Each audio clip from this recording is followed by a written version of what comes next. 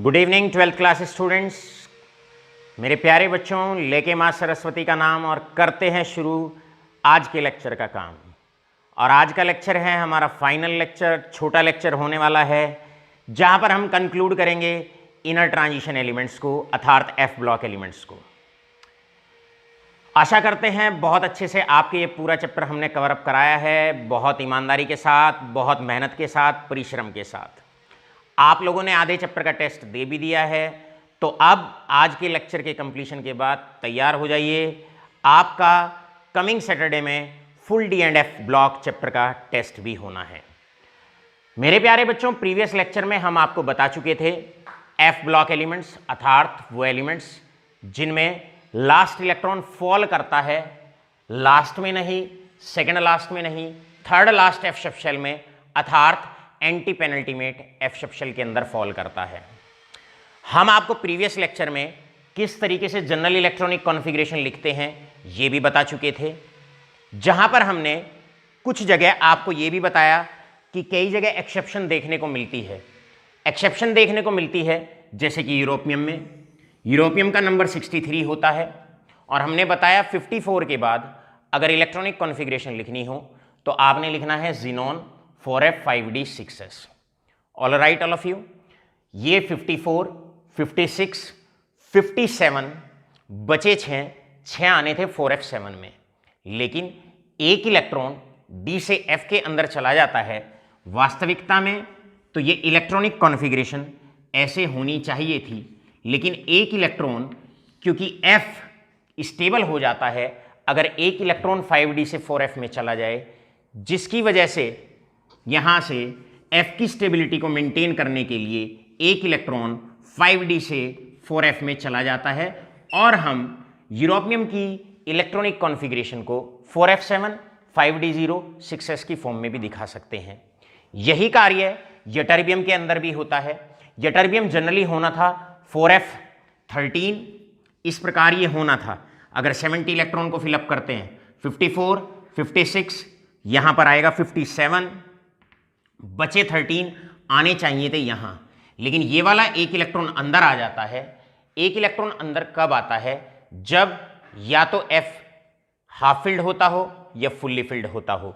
तो यहां पर एक इलेक्ट्रॉन, प्रीवियस लेक्चर में हमने आपको बताया, एक इलेक्ट्रॉन उठ के बाहर से अंदर की तरफ आ जाता है और फाइनली इलेक्ट्रॉनिक कॉन्फ़िगरेशन हो जाती है 5d0 एंड 4f14। मेरे प्यारे बच्चों, अब आज का टॉपिक शुरू करते हैं, और आज का टॉपिक है हमारा सबसे पहला ऑक्सीडेशन स्टेट्स। जहां तक ऑक्सीडेशन स्टेट्स की बात करते हैं, इसका साधारण सा सिंपल सा मीनिंग आप 12th क्लास के लिए इस चैप्टर की डेफिनेशंस को समझने के लिए ये बोल सकते हैं कि कितने इलेक्ट्रॉन्स बॉन्डिंग में जाते हैं। मेरे प्यारे बच्चों, बॉन्डिंग में इलेक्ट्रॉन वो जाता है जो न्यूक्लियस से दूर होता है, जिस पर न्यूक्लियस फोर्स ऑफ अट्रैक्शन कम होता है, अर्थात जो इलेक्ट्रॉन लूजली बाउंड होता है। अब लूजली बाउंड कौन से इलेक्ट्रॉन होते हैं? लूजली बाउंड वो इलेक्ट्रॉन होते हैं जो या तो लास्ट वाले शेल में हो या सेकेंड लास्ट शेल में हो। जनरली तो बड़े प्यार से तो लास्ट वाले शेल के इलेक्ट्रॉन जाते हैं, लेकिन क्योंकि डी सब शेल के बारे में हम डी ब्लॉक में आपको बता चुके हैं कि डी न्यूक्लियस से थोड़ा सा बाहर को होता है, बाहर को होता है तो डी और एस नजदीक नजदीक होते हैं। इसका मतलब अगर एस का इलेक्ट्रॉन बॉन्डिंग में चला जाता है तो हल्की सी एनर्जी अगर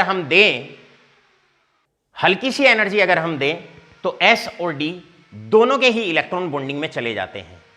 और जनरली कल हमने लेंथेनॉइड्स में आपको बताया, लेंथेनॉइड्स के अंदर हमने आपको बताया कि जनरली केस में, सभी केस में एस में 2 इलेक्ट्रॉन तो आपको देखने को मिलेंगे ही मिलेंगे, और साथ के साथ एक इलेक्ट्रॉन जनरली डी में भी आपको देखने को मिलेगा।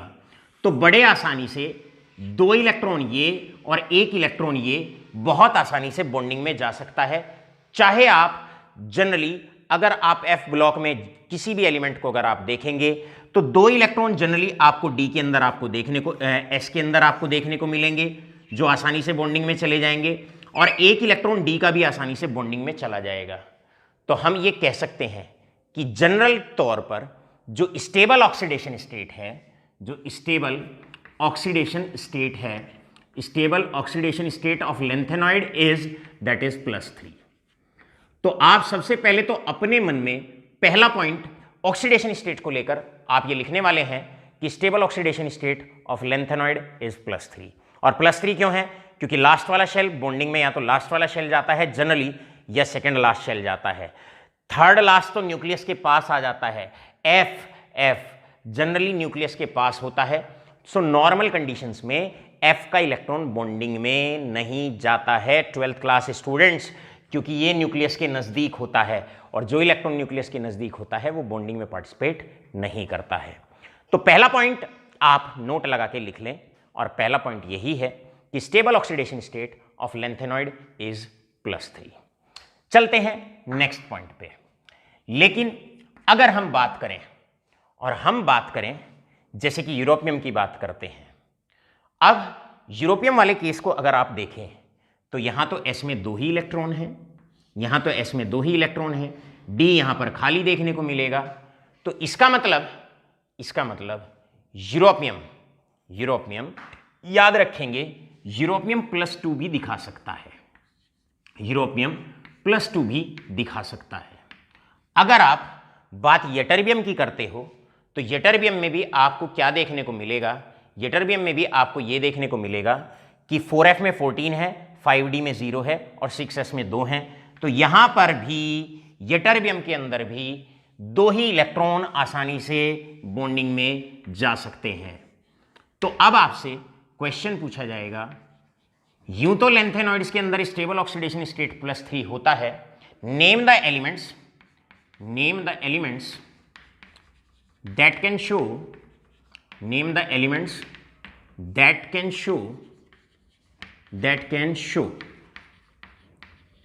+2 oxidation state amongst the lanthanolids। तो आपका सीधा सीधा यहां पर जो आंसर आना है वो आंसर आना है that is europium and ytterbium. अब इसी के सेकंड पार्ट में आपसे पूछा जाएगा, ये फर्स्ट पार्ट हुआ इसका, इसी के सेकंड पार्ट में आपसे पूछा जाता है वाई +2 इज शोन। आप बताओ भाई +2 क्यों दिखाते हैं ये? तो आपका सीधा सीधा आंसर उस केस में रहेगा, आपका सीधा सीधा आंसर उस केस में ये रहेगा, what will be your answer?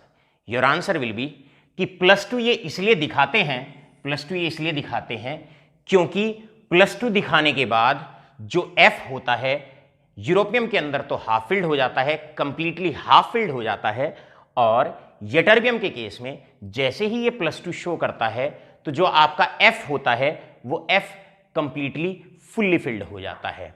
तो आपका यहां पर सॉल्यूशन आप लिखेंगे, because in +2 oxidation state F7 in europium is acquired, यहां पर तो ये एक्वायर कर लेता है, and F14 is acquired, F14 in ytterbium is acquired, which is a stable electronic configuration,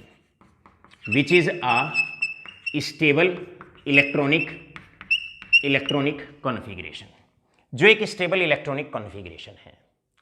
साथ के साथ ऐसे भी कुछ एलिमेंट्स होते हैं जो आपके +4 ऑक्सीडेशन स्टेट भी दिखा सकते हैं।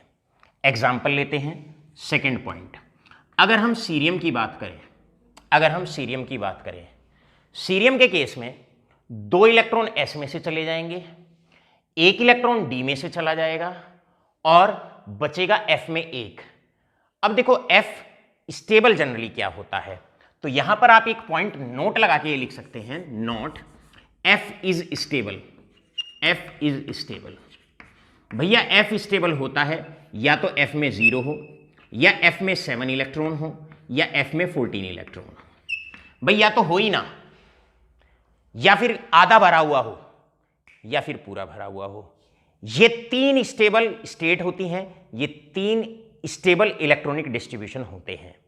तो आप एक पॉइंट नोट लगा के लिख सकते हैं कि +3 के अलावा +2 या +4 ऑक्सीडेशन स्टेट भी कई बार आपको देखने को मिल सकता है, लेकिन वो तभी देखने को मिलेगा, जैसे यूरोपियम में और यटरबियम ने तो तब दिखाया जब +2 दिखाने पर F7 बन रहा था और F14 बन रहा था।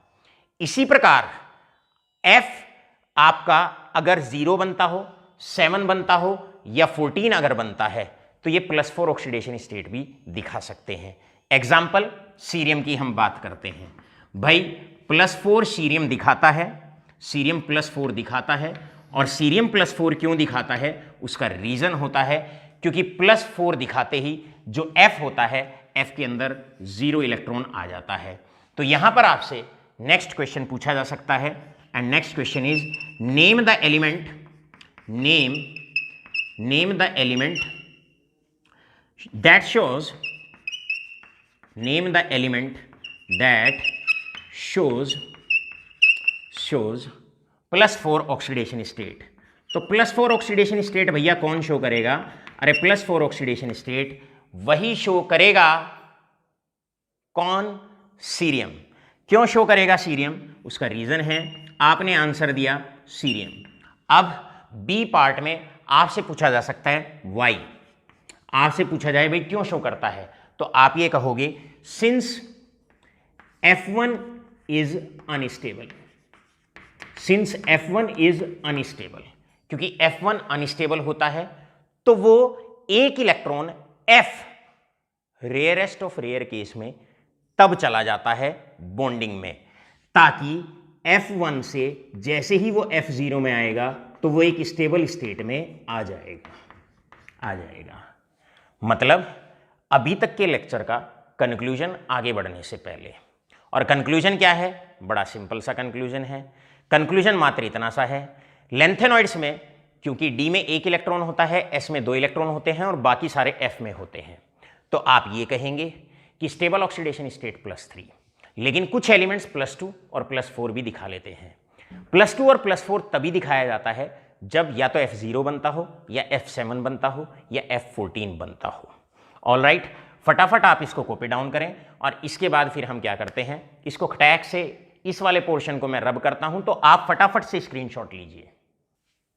इसी प्रकार यहां पर अगर मैं टर्बियम का एग्जांपल लूं, एटॉमिक नंबर होता है 65, और यहां पर ये हो जाएगा जीनोन 4f 5d और 6s, यहां पर 2, यहां पर 1, 54 56 57, और अब बचते हैं 8, तो 8 इलेक्ट्रॉन्स आपके आ जाएंगे, 8 इलेक्ट्रॉन्स आपके आ जाएंगे 4f में। इस केस में अगर टर्बियम +3 की हम बात करते हैं तो 2 इलेक्ट्रॉन यहां से चले गए, 1 इलेक्ट्रॉन यहां से चला गया, ये इलेक्ट्रॉनिक कॉन्फ़िगरेशन होगी टर्बियम +3। लेकिन टर्बियम +3 भी क्या होगा, क्योंकि यहां पर 4f8 बनता है, क्लियर है, तो ये अनस्टेबल है। तो ये क्या करता है, टर्बियम 1 इलेक्ट्रॉन अभी और छोड़ सकता है, ताकि अगर 1 इलेक्ट्रॉन और यहां से निकल जाए, 1 इलेक्ट्रॉन और अगर यहां से निकल जाए तो टर्बियम की इलेक्ट्रॉनिक कॉन्फ़िगरेशन हो जाएगी 4f7, और ये एक स्टेबल इलेक्ट्रॉनिक कॉन्फ़िगरेशन है। तो टर्बियम भी क्या कर सकता है, टर्बियम भी +4 ऑक्सीडेशन स्टेट शो कर सकता है। So terbium can show an oxidation state of +4 as well. तो हमारे पास +4 ऑक्सीडेशन स्टेट दिखाने वालों में एक और नाम आ जाता है जिसे टर्बियम के नाम से पहचाना जाता है। तो हमारे कुछ एलिमेंट्स हैं, जनरल नॉलेज के तौर पर आपको लर्न रहने चाहिए, आपको याद रहने चाहिए ठीक से, जैसे +2 शो किया यूरोपियम ने और ये टर्बियम ने, और इसके बाद +4 शो करते हैं सीरियम और टर्बियम। सीरियम इसलिए शो करता है ताकि F0 में आ जाए, और टर्बियम +4 शो करता है ताकि 4f8 से उसकी इलेक्ट्रॉनिक कॉन्फ़िगरेशन 4f7 में तब्दील हो जाए। ऑल राइट, अब यहां पर ऑक्सीडेशन स्टेट को लेकर कुछ और क्वेश्चंस आपके इनबिल्ट होते हैं, आपसे पूछे जा सकते हैं, जैसे कि important questions are as follows.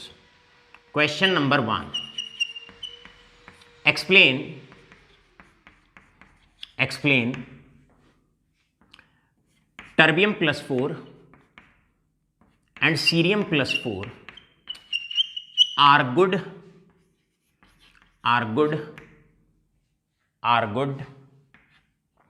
oxidants. They are good oxidants, अर्थात ऑक्सीडाइजिंग एजेंट्स, राइट। तो यहां पर आप इस केस में बड़ा जनरल सा आंसर आप देने वाले हैं कि भाई सॉल्यूशंस के अंदर टर्बियम+4 और सीरियम+4 एक बहुत अच्छे ऑक्सीडेंट्स हैं, अर्थात ऑक्सीडाइजिंग एजेंट्स हैं। तो यहां पर आप आंसर देने वाले हैं। आंसर क्या देने वाले हैं भाई? चाहे टर्बियम है चाहे सीरियम है, ये लेंथेनॉइड्स हैं। और आप जानते हैं लेंथेनॉइड्स के लिए जो स्टेबल ऑक्सीडेशन स्टेट होता है वो +3 होता है। तो ये क्या करने वाले हैं? जैसे ही इन्हें पानी के अंदर डालोगे, जो इलेक्ट्रॉन D से F में चला गया था वापस से F में D में जाएगा। या इस चीज के झंझट में ना पड़ के आप सीधा आंसर, एक जनरल आंसर, बिना अपने आप को कंफ्यूज करे जनरल सा आंसर देंगे। और क्या देंगे कि टर्बियम है और सीरियम है, ये दोनों +4 ऑक्सीडेशन स्टेट में हैं। और आप जानते हैं स्टेबल ऑक्सीडेशन स्टेट लेंथेनॉइड्स का +3 होता है। तो ऐसी भी सर्टेन रिएक्शंस होंगी जहां पर टर्बियम +3 में जाएगा या पानी में डालते ही टर्बियम +3 में को एक्वायर करने की कोशिश करेगा, और सीरियम जो है +4 से वापस से अपने ग्रुप के स्टेबल ऑक्सीडेशन स्टेट को एक्वायर करने की कोशिश करेगा। अब आप जानते हो ऐसी रिएक्शन जिनमें ऑक्सीडेशन स्टेट या ऑक्सीडेशन नंबर डिक्रीज होता है, या ऐसे सब्सटेंसेस जिनका ऑक्सीडेशन नंबर डिक्रीज होता है, इनको कहा जाता है oxidising agents. They are known as oxidants उनको कहते हैं, या कहते हैं ऑक्सीडाइजिंग एजेंट्स। साथ के साथ यहां पर दूसरा क्वेश्चन आपसे पूछा जा सकता है। ये ए पार्ट है, बी पार्ट में आपसे पूछा जा सकता है इन द बी पार्ट, और बी पार्ट में पूछा जा सकता है europium +2 and ytterbium +2 they are good reductant in aqueous solutions. ये गुड रिडक्टेंट्स हैं, they are good reductants in aqueous solutions. तो भाई आंसर सीधा सीधा रहेगा। लेंथेनॉइड का कोई भी क्वेश्चन आए आप जनरल स्टेट को लेकर देंगे, राइट।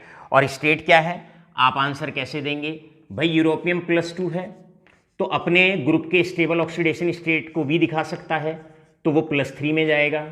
इसी प्रकार आपका यटर्बियम है, यटर्बियम भी +2 में है, तो वो अपने ग्रुप के स्टेबल ऑक्सीडेशन स्टेट को एक्वायर करने की कोशिश करेगा।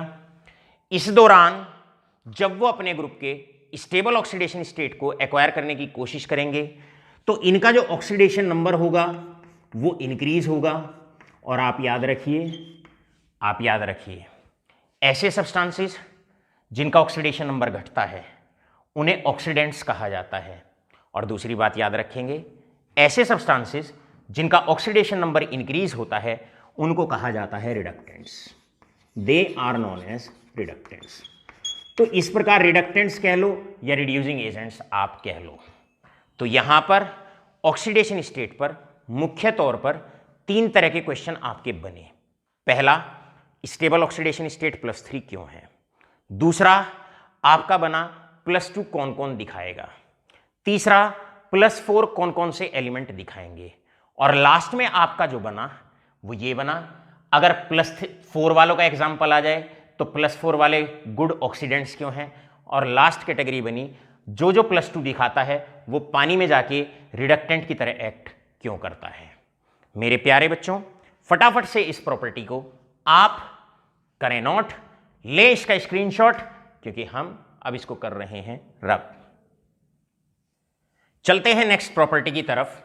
और नेक्स्ट प्रॉपर्टी होती है F ब्लॉक एलिमेंट्स जो होते हैं जनरली दे आर पैरामैग्नेटिक।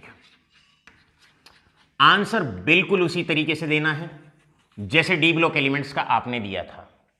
किसी सब्सटेंस के अंदर पैरामैग्नेटिज्म जो होता है वो नंबर ऑफ अनपेयर्ड इलेक्ट्रॉन्स की वजह से होता है। So they are paramagnetic in nature because they have unpaired electrons, क्योंकि इनके पास अनपेयर्ड इलेक्ट्रॉन्स होते हैं, जिसकी वजह से एफ ब्लॉक एलिमेंट्स लेंथेनॉइड्स आपके पैरामैग्नेटिक होते हैं। और आप जानते हैं number of unpaired electrons is directly proportional to paramagnetism. जैसे जैसे नंबर ऑफ अनपेयर्ड इलेक्ट्रॉन्स बढ़ते जाते हैं वैसे वैसे पैरामैग्नेटिज्म बढ़ता जाता है। एग्जाम्पल ले लेते हैं, कंपेयर करते हैं। देखिए, आपसे आता है कि भाई कंपेयर पैरामैग्नेटिज्म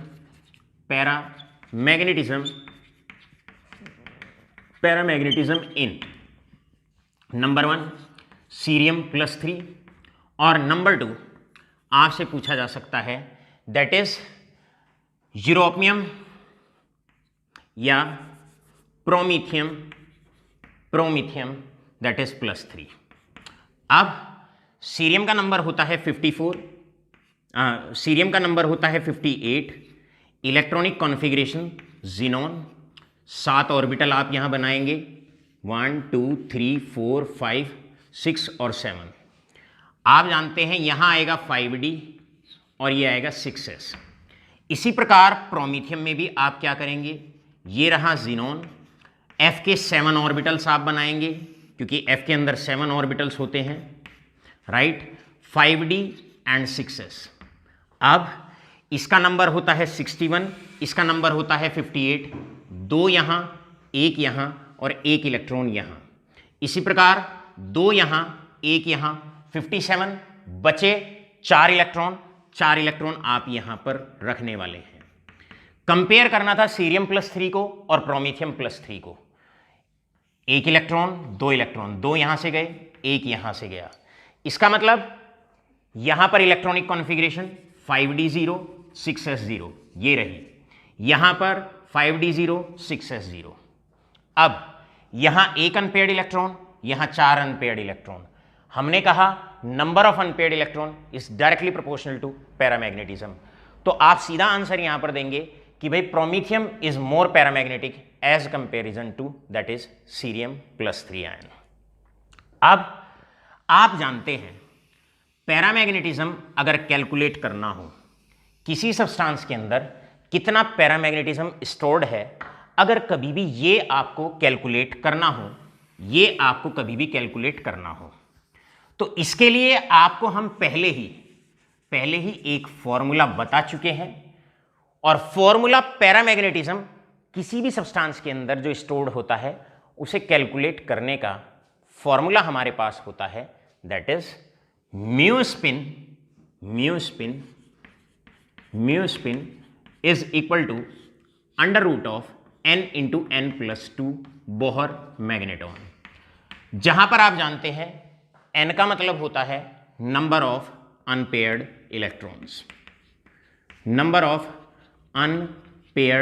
इलेक्ट्रॉन्स, राइट। अब मान लो क्वेश्चन आ जाए आपसे, सेम फॉर्मूला आप इस्तेमाल करेंगे। क्वेश्चन आ गया, calculate mu spin in cerium +3। Clear है भाई? आपसे आता है म्यू स्पिन कैलकुलेट करिए सीरियम +3 आयन में। तो सबसे पहले आप सीरियम की इलेक्ट्रॉनिक कॉन्फ़िगरेशन लिखेंगे। ये सीरियम की इलेक्ट्रॉनिक कॉन्फ़िगरेशन हो जाएगी 2 और 1। फिर आप 3 इलेक्ट्रॉन उसमें से निकालेंगे, हमेशा पहले एटम उसके बाद आयन। अब आपने 3 इलेक्ट्रॉन यहां से निकाल दिए, 2 यहां से, 1 यहां से। अब आपके पास अनपेयर्ड इलेक्ट्रॉन बचा 1, यानी कि n = 1। अब आप निकालेंगे म्यू स्पिन, और म्यू स्पिन का फॉर्मूला हो जाएगा √1 × 1+2, क्योंकि आप जानते हैं n number of unpaired electron, यहां 1 हो जाएगा। इतने bm का मतलब बोहर मैग्नेटॉन यूनिट होती है, और आंसर आ जाएगा 1.73 बोहर मैग्नेटॉन, राइट। इसी प्रकार आज आपको दूसरी प्रॉपर्टी जिसे पैरामैग्नेटिज्म के नाम से पहचाना जाता है, ये दूसरी प्रॉपर्टी हमने आपको अभी तक बताई है। ऑल राइट, करेंगे फटाफट नोट, लेंगे स्क्रीनशॉट, क्योंकि खटैक से करने वाले हैं हम इसको रब। लाडलो, अब चलते हैं हम नेक्स्ट प्रॉपर्टी की तरफ, और नेक्स्ट प्रॉपर्टी है हमारी कॉम्प्लेक्सेस। कॉम्प्लेक्स बनाने के लिए डी ब्लॉक एलिमेंट्स में हमने आपको बताया था कि 4 कंडीशन होती हैं। पहली कंडीशन स्मॉल साइज, कि आपका स्मॉल साइज होना चाहिए कैटायन का। दूसरा हाई चार्ज होना चाहिए, और इन दोनों को अगर मिला दें तो हम ये कह सकते हैं अगर स्मॉल एटम पे चार्ज ज़्यादा होता है तो कहते हैं हाई पोलराइजिंग पावर, मतलब इलेक्ट्रॉन को अपनी तरफ अट्रैक्ट करने की टेंडेंसी ज़्यादा होनी चाहिए। या तो ये दोनों कंडीशन बोल दो, या आप ये कहो अगर किसी भी कैटायन को कॉम्प्लेक्स बनाने हैं तो उसकी पोलराइजिंग पावर ज़्यादा होनी चाहिए, राइट। जहां तक हम लेंथेनॉइड्स एंड एक्टेनॉइड्स की बात करते हैं, यहां पर पहला पॉइंट लगा के लिखते हैं, they have less tendency to form complexes, less tendency to form complexes, इतनी ज़्यादा टेंडेंसी इनकी होती नहीं है। और उसका सीधा आंसर होता है लेंथेनॉइड्स और स्पेशली एक्टेनॉइड्स का साइज बड़ा होता है। सबसे पहली बात तो साइज बड़ा होता है, और चार्ज भी अगर आप देखते हैं तो स्टेबल ऑक्सीडेशन स्टेट +3 है। कुछ एलिमेंट्स तो ऐसे हैं जो +2 दिखाते हैं।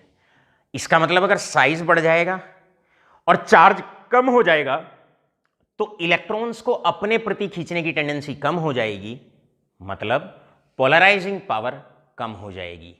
और अगर पोलराइजिंग पावर कम हो जाएगी तो टेंडेंसी टू फॉर्म कॉम्प्लेक्सेस कम हो जाएगी। तो आप यहां पर लिख सकते हैं because they have less polarising power, they have less polarising power. तो पोलराइजिंग जो पावर है इनकी कम होती है, पोलराइजिंग पावर कम होती है, इसी के कारण their tendency to form the complexes भी इनकी कम होती है। चलते हैं next, last property, last heading of the chapter, और लास्ट हेडिंग है दैट इज कलर्ड कॉम्प्लेक्सेस।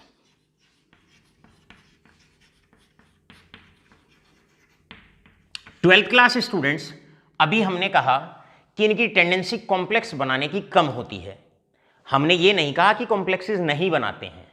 हमने यहां पर एक रिलेटिव कंपैरिजन किया, और रिलेटिव कंपैरिजन किया डी ब्लॉक एलिमेंट्स से, यानी कि ट्रांजिशन एलिमेंट्स और इनर ट्रांजिशन एलिमेंट्स में यहां पर एक रिलेटिव कंपैरिजन चल रहा है। और हमने बताया उनकी तुलना में इनका साइज थोड़ा सा बड़ा होता है, चार्ज उनकी अपेक्षा कम होता है, तो जिसकी वजह से कॉम्प्लेक्स फॉर्मेशन की जो टेंडेंसी होती है वो कम होती है, लेकिन बनाते हैं। अब जिस प्रकार ट्रांजिशन एलिमेंट्स और उनके कॉम्प्लेक्सेस या ट्रांजिशन मेटल आयंस और उनके कॉम्प्लेक्सेस कलर्ड होते थे, इसी प्रकार आप यहां पर भी कह सकते हैं कि इनर ट्रांजिशन एलिमेंट्स और उनके कॉम्प्लेक्सेस जनरली कलर्ड होते हैं। वहां पर कलर का कारण क्या था? वहां पर कलर का कारण था दे अंडरगो CFS, क्योंकि क्रिस्टल फील्ड स्प्लिटिंग होती है। जिस प्रकार डी सबशेल की डीजेनेरेसी खत्म हो जाती थी और डी सबशेल दो हिस्सों में टूट जाता था, राइट, जिसे क्रिस्टल फील्ड स्प्लिटिंग कहा जाता था। इसी प्रकार एफ सबशेल भी जैसे ही कॉम्प्लेक्सेस बनते हैं, जब कॉम्प्लेक्स बनते हैं तो एफ सबशेल भी दो हिस्सों में टूट जाता है, जिसको क्रिस्टल फील्ड स्प्लिटिंग के नाम से पहचाना जाता है। और फिर कलर कैसे आता था? कलर ऐसे आता था कि निचले वाले डी से ऊपर वाले डी में इलेक्ट्रॉन एक्साइट होता था लाइट के कुछ कलर को एब्जॉर्ब करके, जो कलर बच जाता था उसको रिफ्लेक्ट करता था, जिसकी वजह से कलर दिखाई पड़ता था, और उस फिनोमिनन को हम कहते थे डीडी ट्रांजिशन। तो अगर डी ब्लॉक की बात कर रहे हो तो होता था डीडी ट्रांजिशन। यहां पर भी जो कलर फॉर्मेशन होगी, कलर अपीयरेंस होगी कॉम्प्लेक्सेस के अंदर, उसका रीजन रहेगा। क्या रीजन रहेगा? पहले एफ दो सबशेल में टूटेगा, दो सेट में टूटेगा, फिर जैसे ही इलेक्ट्रॉन एफ दो सेट में टूटने वाला है, दो सेट में टूटने वाला है, राइट, एक जगह आपके 4 ऑर्बिटल्स रह जाएंगे, एक जगह आपके 3 ऑर्बिटल्स चले जाएंगे। फिर एक इलेक्ट्रॉन क्या करेगा? जब उस पे लाइट पड़ेगी, कलर पड़ेंगे विब और जैसे ही उस पे कोई लाइट पड़ेगी इलेक्ट्रॉन पर, तो इलेक्ट्रॉन क्या करेगा? उस पे लाइट पड़ी, उसने एक हिस्से को एब्जॉर्ब कर लिया, रेडिएशन के कुछ कलर्स को एब्जॉर्ब कर लेगा, उसके बाद वो एक्साइट होगा, ऊपर चला जाएगा, जो कलर बच जाएगा उसको ये एमिट कर देगा, रिफ्लेक्ट कर देगा। इस रिफ्लेक्टेड कलर की वजह से कलर फिनोमिनन दिखाई पड़ेगा। इस रिफ्लेक्टेड रेडिएशन की वजह से कलर दिखाई पड़ेगा। All right all of you. तो आप यहां पर कह सकते हैं they undergo CFS and FF transition, मतलब F से F में इलेक्ट्रॉन ट्रांसफर हो जाता है। हमने कहा F से F में इलेक्ट्रॉन ट्रांजिशन होती है जिसकी वजह से कलर फिनोमिनन दिखाई पड़ता है। तो ये डायग्राम दिखा के आप, डायग्राम शो करके तो आप बताने का प्रयास ना करें। आप सीधा क्या करेंगे, अगर इनर ट्रांजिशन एलिमेंट्स पे अगर क्वेश्चन आता है तो आप उस केस में सीधा ये कह सकते हैं पहले CFS होती है और फिर जिस प्रकार डी ब्लॉक एलिमेंट्स में, जिस प्रकार ट्रांजिशन एलिमेंट्स में DD ट्रांजिशन होता था, इसी प्रकार इनर ट्रांजिशन एलिमेंट्स में भी FF ट्रांजिशन होता है जिसकी वजह से कलर दिखाते हैं, जिसकी वजह से इनके कॉम्प्लेक्सेस कलर्ड होते हैं। मेरे प्यारे बच्चों, 12th क्लास स्टूडेंट्स, अब यहां पर आकर इसी पॉइंट पे आपका जो चैप्टर होता है ये समाप्त होता है। लेकिन एक इंपॉर्टेंट इंस्ट्रक्शन, नोट्स में D and F block elements के अंदर, यश जरा पैकेज लाइए, नोट्स में D and F block elements के अंदर हमने एक्टेनॉइड्स की प्रॉपर्टीज भी आपको समझाई हुई हैं। उन्हें सिर्फ आप रीड करेंगे फ्रॉम द नोट्स। हमारे पैकेज में से जो ये वाला पैकेज है हमारा, इसमें आपको D and F block elements दिया हुआ है और D and F block elements में मैं आपको बता देता हूं कि हमने लास्ट पेज पर, आप ये देखिए, लास्ट पेज पर एक्टेनॉइड्स हेडिंग डाल रखा है और उसके क्वेश्चंस भी हमने नीचे लिखे हुए हैं। तो आप लोग क्या करेंगे, एक्टेनॉइड्स आप नोट्स में से पढ़ने वाले हैं, पैकेज में से पढ़ने वाले हैं, एक्सरसाइज सॉल्व करने वाले हैं, और अगर किसी तरह की कोई कठिनाई आती है, कोई डाउट आता है, कोई क्वेरी आती है, तो हमारा phone number, registered phone number, WhatsApp number आपके पास अवेलेबल है, लगा दीजिएगा कॉल। और नंबर क्या होता है 7906918623।